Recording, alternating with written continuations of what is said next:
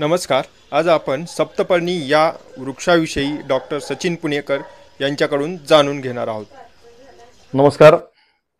सध्या मीडिया असेल, सामाजिक माध्यमं असतील किंवा वर्तमानपत्र असतील, मोठ्या प्रमाणात जो चर्चेमध्ये जो एक वृक्ष सध्या येतोय आणि खऱ्या अर्थानं आपला देशी स्थानिक वृक्ष सप्तपर्णी, त्याला सैतान ठरवण्याचं काम वेगवेगळ्या व्हॉट्सॲपच्या ग्रुपमध्ये असेल, फेसबुकच्या माध्यमातून असेल, एका वृक्षाविषयी फार बोललं जात आहे. तो वृक्ष म्हणजे आपला स्थानिक देशी वृक्ष, त्याचं नाव आहे सप्तपर्णी किंवा सातवीन, अल्स्टोनिया स्कॉलरिस ॲपोसायनेसी या कुळातील हा वृक्ष आपल्या सह्याद्रीच्या पर्वतरांगांमध्ये महत्त्वाचं म्हणजे आदरपानझडी वनं आणि निम्न सदाहरित वनं अशा वनांमध्ये वन्य अवस्थेत आढळणारा हा आपला खऱ्या अर्थानं देशी वृक्ष.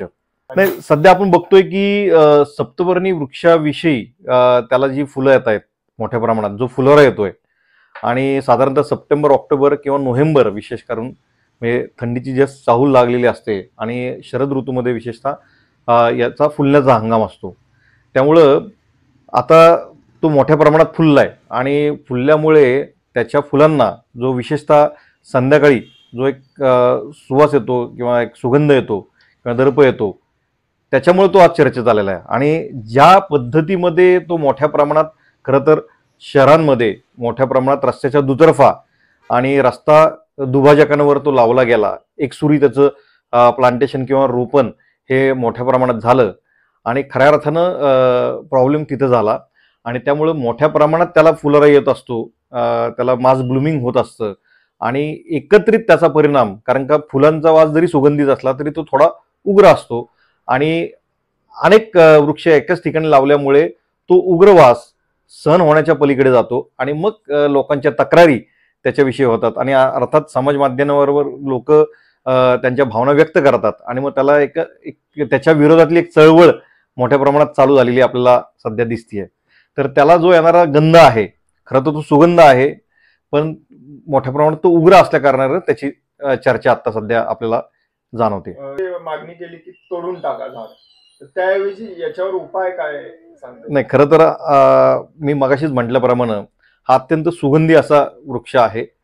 अर्थात काही जणांना त्याची ॲलर्जी असू शकते, म्हणजे त्याचे जे परागकण आहेत त्या परागकणांमध्ये असलेले प्रोटीन असतील किंवा जर मोठ्या प्रमाणात त्याचं रोपण झालं तर हवेमध्ये जे परागकण त्याच्या फुलामधनं उधळले जातात त्याच्यामधनं हवेमध्ये त्या परागकणांचं प्रमाण अति प्रमाणात वाढल्यामुळं काही लोकांना श्वसनाचे काही विकार किंवा त्याची ॲलर्जी ही निश्चित होऊ शकते.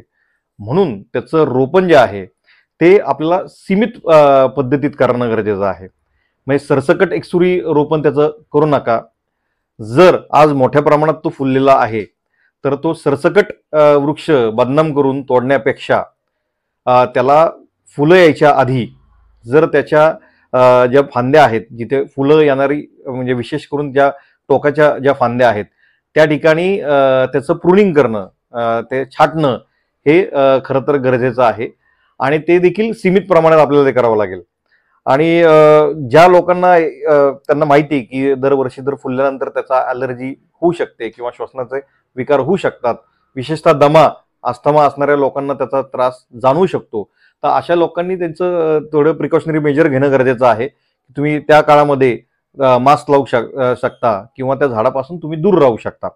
पण सरसकट तो सगळ्यांनाच त्या वृक्षाचा त्रास होतो हे म्हणणं थोडं अतिरेकीपणाचं होईल असं मला वाटतं. आपल्या प्राचीन ग्रंथात त्याचं महत्व बऱ्यापैकी बऱ्याच रोगांवर त्याचा नाही, कारण का सातवीन हा खऱ्या अर्थानं आपला देशी आणि स्थानिक सदाहरित वनांमध्ये आढळणारा वृक्ष आहे, त्यामुळे आपलाच तो मूळ वृक्ष आहे. आणि खरं तर सातवीन सदाहरित वनांमध्ये एक वृक्ष पुरुषोत्तम म्हणून गणला गेलेला आहे, कारण का त्याचा जर ॲपिरन्स बघितलं तर लॉफ्टी आहे, अत्यंत सुवासिक त्याला फुलं येतात आणि विशेषतः त्याचा जो दरवळ आहे तो विशेषतः संध्याकाळी क्रेपेस्क्युलर किंवा संध्याकाळच्या वेळेला विशेषतः जाणवतो. त्यामुळे त्याचं परागीभवन देखील आपल्याला मोठ्या प्रमाणात काही पतंग आहेत किंवा काही फुलपाखरं आहेत किंवा काही माशा आहेत यांच्या माध्यमातून होताना दिसतं. आणि तुम्ही जर बघितलं तर त्याचं आपल्या, कारण का आपलाच मातीतला वृक्ष असल्यामुळं आपल्या परंपरेमध्ये, आपल्या आयुर्वेदामध्ये किंवा वेगळ्या मेडिसिनल सिस्टीममध्ये याचा औषधी गुणधर्म सांगितलेले आहेत. मलेरियल फिवर असेल किंवा त्वचारोग असतील, अल्सरसारखे आजार असतील, याच्यावर देखील तो उपयुक्त असं सांगितलेला आहे. शिवाय त्याचे अनेक इकॉनॉमिकल युजेस आहेत.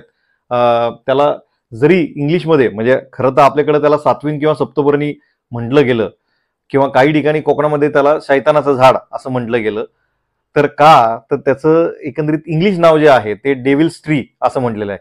आणि त्याचा खरं तर अनुवाद त्याचा हा शैतान वृक्ष म्हणून केला गेला आणि त्याच्यानुसार तो बदनाम केला गेला. वास्तविक तो सातवीन किंवा सप्तपर्णी, कारण का साधारणतः 7च्या आसपास त्याच्या पर्णिका असतात, पानं असतात आणि त्यामुळं त्याला सप्तपर्णी असं म्हटलेलं आहे. याचा आता भविष्यात पालिकेने लावलेली झाड आहेत एकसुरी असतील, बरोबर, त्यावर त्यांनी काय उपाय करायला पाहिजे? नाही, आता तुम्ही बघितलं की याच्या फुलांमध्ये विशेषतः डायटॅमाइन असेल, इकिटेनिन असेल किंवा इकिटामाइन अशी काही अल्कोलॉइड्स याच्यामध्ये आहेत. त्याचा त्रास काही प्रमाणात नक्कीच जाणवतो. पण ही जी काही अल्कोलॉइड आहेत ही कुणासाठी आहेत? बेसिकली हा फ्रॅग्रन्स जो आहे किंवा हा दरवळ जो आहे तो कुणासाठी आहे? तर तो कीटकांना, कारण का कीटकांना परागीभवनासाठी आकर्षित करण्यासाठी ही यंत्रणा आहे. त्यामुळे तो मानवासाठी नक्कीच नाहीये.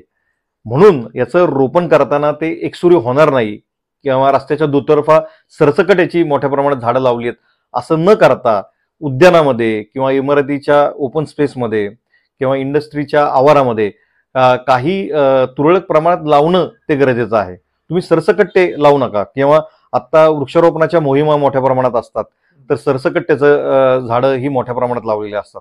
आता महानगरपालिका किंवा कुठली शासकीय यंत्रणा हे जेव्हा लावत असते तेव्हा त्याच्या मागं त्यांचा एक विचार असतो की बाबा आज शहरामध्ये मोठ्या प्रमाणात प्रदूषण आहे, तर या प्रदूषणामध्ये कुठल्या पद्धतीची झाडं ही सर्वाइव्ह होऊ शकतात हा विचार घेतला जातो. त्यामुळे अर्थातच आर्किटेक्ट्स असतील किंवा लँडस्केप डिझायनर असतील यांच्याकडे काही स्तरडी झाडं की जी प्रदूषणाला पूरक किंवा प्रदूषणाला टॉलरेट करू शकतात अशी झाडं ही रेकमेंड केली जातात. आणि मग अर्थात अल्स्टोनिया स्कॉलरिस म्हणजे सप्तपर्णी याची पानं ही मांसल असतात, जाड असतात आणि हाय पोल्युशन एरियाजमध्ये देखील ती सर्वाइव्ह होऊ शकतात. त्यामुळे पर्यायानं मोठ्या प्रमाणात शासकीय विभागाकडनं, महानगरपालिकेकडनं शासनाकडे ती रेकमेंड केली जातात आणि त्याचं एकसुरी प्लांटेशन मोठ्या प्रमाणात केलं जातं. त्यामुळं याच्यापुढं जर रोपण करायचं असेल तर ते एकसुरी न करता टप्प्याटप्प्यानं किंवा ठराविक अंतरांनी ती लावली जावीत.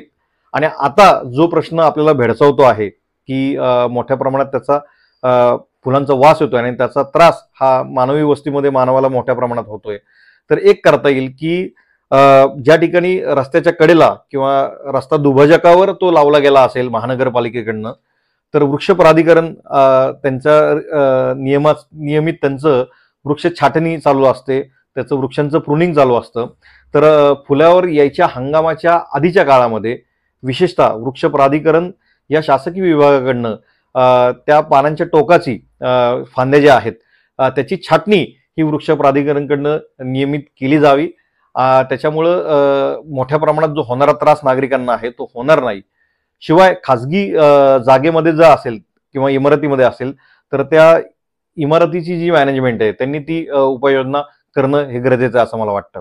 पण आता आपण सध्या बघतोय की नागरिकांची काही चळवळच त्याच्या विरोधात आलेली आहे आणि सरसकट झाडं ही मोठ्या प्रमाणात तोडली जात आहेत. त्याचा थेट परिणाम सप्तपर्णीवर अवलंबित असलेली जी जैवविविधता आहे, उदाहरणार्थ त्याच्या पानांवर जर बघितलं तर पानांवर अशा गुठळ्या दिसतात. म्हणजे प्लांट गॉल्स जे आहेत, म्हणजे ज्याला गुल्म असं म्हटलं जातं, तर काही ठराविक इन्सेक्टच्या प्लांट गॉल्स इंड्यूस करतात, ते देखील झपाट्यानं कमी होतील. शिवाय याच्या पानांवर ओलिंडर लीफ मॉथ नावाचा एक जो पतंग आहे त्याच्या आळ्या याच्यावर वाढतात. शिवाय फुलांवर मकरंद किंवा परागकण घेण्यासाठी मोठ्या प्रमाणात फुलपाखरं, विशेषतः कॉमन क्रो असेल, पश्चिम घाटामध्ये तर सदन बर्डविंग असेल किंवा इतर जी काय टायगर फॅमिलीमधली जी बटरफ्लाईज आहेत ही मोठ्या प्रमाणात त्याच्यावर उपजीविका करत असतात.